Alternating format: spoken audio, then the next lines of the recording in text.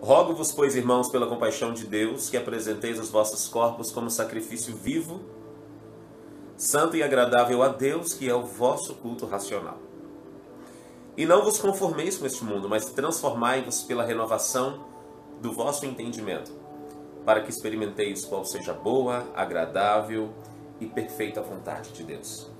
Pois pela graça que me é dada, digo a cada um dentre vós que não saiba mais o que convém saber, mas que cada um saiba com moderação, conforme a medida de fé que Deus repartiu a cada um. Assim como em um só corpo temos muitos membros, mas nem todos os membros têm a mesma função, assim nós, que somos muitos, somos um só corpo em Cristo, mas individualmente somos membros uns dos outros. Agora eu quero ler o versículo de número 9 em diante, para complementar. O amor seja não fingido, aborrecei o mal, apegai-vos ao bem, amai-vos cordialmente uns aos outros com amor fraternal, preferindo-vos em honra uns aos outros. Não sejais vagarosos no cuidado, mas sede fervorosos no espírito, servindo ao Senhor. Alegrai-vos na esperança, sedes pacientes na tribulação, perseverai na oração. Partilhai com os santos nas suas necessidades. Segui a hospitalidade, abençoai os que vos perseguem, abençoai e não amaldiçoeis. Alegrai-vos com os que se alegram e chorai com os que choram. Querido, nós temos falado muito a respeito de igreja, da importância. E existe um termo que é bastante usado, que é o termo desigrejado, os irmãos provavelmente já ouviram falar, por pessoas que não fazem parte de igreja, mas servem a Deus, desconectado de um corpo. Não que isso seja proibido de forma alguma, mas isso não é aconselhável. E se nós procurarmos por toda a Bíblia Sagrada, isso não é aconselhável de forma alguma. Primeiro, nós dificilmente vamos nos repreender, Dificilmente nós vamos chamar a nossa própria atenção. E se nós endurecermos o nosso coração, a Bíblia fala que aquele que se isola, em Provérbios 18, fala que aquele que se isola insurge-se contra a verdadeira sabedoria. Ou seja, você começa a achar que está certo em todos os sentidos e não tem ninguém para dizer o contrário. E também o livro de Provérbios nos diz que o ferro com ferro se afia. Nós precisamos ter os momentos, até aqueles mais constrangedores, sabe? Que alguém chega e chama a nossa atenção e você fala, poxa vida, eu fiquei chateado, mas eu precisava daquilo. Mas não só para isso, a igreja também ela é necessária para que haja comunhão. Tem momentos, irmãos, que nós estamos bem para baixo. E como é bom ter alguém para poder contar.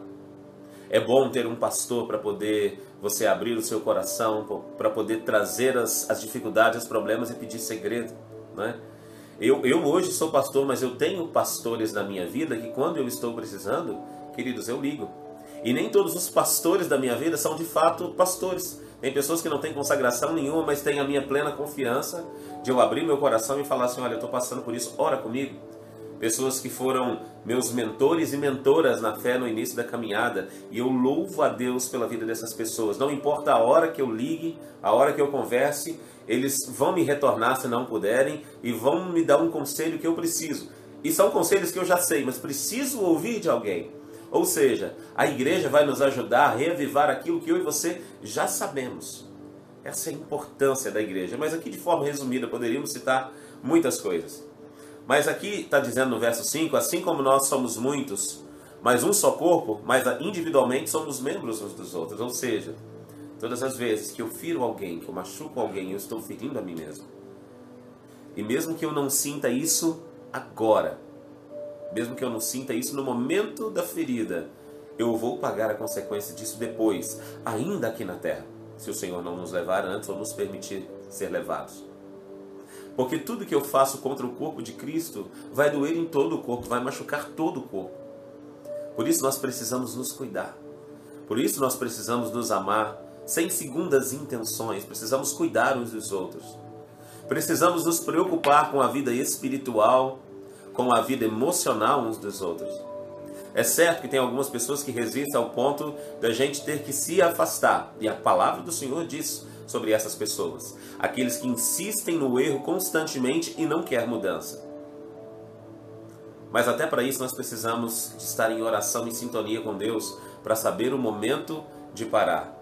Porque nós precisamos ajudar uns aos outros. Nós não podemos viver segundo o fluxo desse mundo. O mundo diz o seguinte, eu vou correr atrás do meu, vou correr atrás das minhas coisas, vou resolver os problemas da minha vida e o resto, cada um que se vire. E isso não é o correto, meus amados. nós precisamos estar constantemente conectados com Deus para conseguirmos que o amor que vem de Deus, que vem do céu, que é o amor verdadeiro que foi pregado ontem à noite, possa vir no nosso coração para que a gente aplique na vida dos nossos irmãos. Essa preocupação, esse cuidado. Aquele samaritano que foi lido no texto, que ele não conhecia o homem machucado, mas cuidou, gastou do seu tempo, despendeu o tempo. E olha que hoje nós dizemos que o tempo vale ouro, né? Tudo que nós queremos hoje aproveitar é o nosso tempo. Aquele homem despendeu, ele gastou tempo com alguém que ele não conhecia e depois gastou dinheiro, ainda disse que voltaria se fosse necessário. Queridos, a nossa preocupação com o próximo significa amor. A nossa preocupação em ajudar, esse é o corpo de Cristo. Aí diz o verso 9, o amor seja não fingido, aborrecei o mal e apegai-vos ao bem. Quando fala aborrecer aqui, queridos, é aborrecer mesmo. É ficar aborrecido com toda sorte de coisas que podem ofender, magoar, machucar o meu irmão. E quando eu entendo isso, eu não somente vou viver e obedecer ao Senhor, eu também vou agradar o coração do meu Deus e a minha vida vai ser transformada. Há poder na vida do cristão que obedece à vontade do Senhor. Há poder na minha e na sua vida se nós formos fiéis a esta palavra. Irmãos, tem pessoas que têm a capacidade de ler um versículo na Bíblia e falar assim, isso eu não creio, e isso eu creio. Mesmo que não fale de forma aberta como eu estou falando aqui, no coração delas, elas não aceitam aquilo que está escrito. E há poder na vida do cristão que olha para isso e aceita.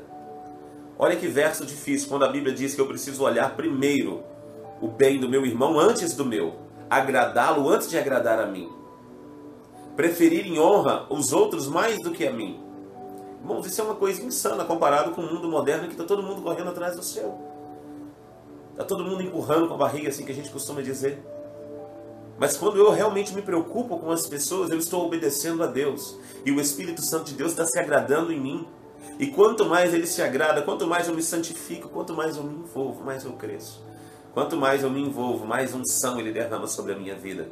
Mais as minhas palavras terão poder quando forem pregadas. Mais as minhas orações serão atendidas. Porque Deus, a Bíblia diz que Deus é recompensador dos que o buscam. Parece algo frio, eu dou para Deus e Ele me devolve? Irmãos, nós não estamos falando de salvação. A salvação é gratuita. Ela foi dada por todos aqueles que creem, para todos aqueles que creem em Jesus e aceitam a sua palavra. Amém. Aceitei a Jesus, a salvação me é dada e Ele está me santificando. Eu preciso entrar nessa santificação e deixar ser conduzido. Se eu resistir, já era. Mas agora a questão de proximidade, de envolvimento, de crescimento com Deus, nós podemos ver isso explicado na vida dos discípulos. Eram 12, mas apenas 3 que estavam com Jesus o tempo todo. Esses 3, não só eles escolheram estar mais próximos de Jesus, mas Jesus falava, olha, Pedro, Tiago e João, venham comigo. Subam comigo nesse monte, orem comigo nesse lugar, entrem comigo na casa de Jairo para nós ressuscitarmos, para eu ressuscitar a filha dele. Mas daquele 3, apenas um era conhecido entre os demais como discípulo amado, que era João. A nossa resposta ao que Deus tem feito na nossa vida nos aproxima de Deus cada vez mais. E isso está envolvido diretamente com o quanto eu estou disposto a perder de mim mesmo para que Deus tome conta da minha vida. Amém, queridos? Que Deus possa preencher no nosso coração todo vazio existencial. Que todo problema da vida possa chegar próximo a nós e pela ótica do Espírito Santo nós olharmos como apenas mais uma pedra na qual nós vamos passar por cima e vamos vencer no nome do Senhor Jesus Cristo. Esse Deus é poderoso, maravilhoso e Ele quer nos abençoar e Ele quer ter intimidade com as nossas vidas.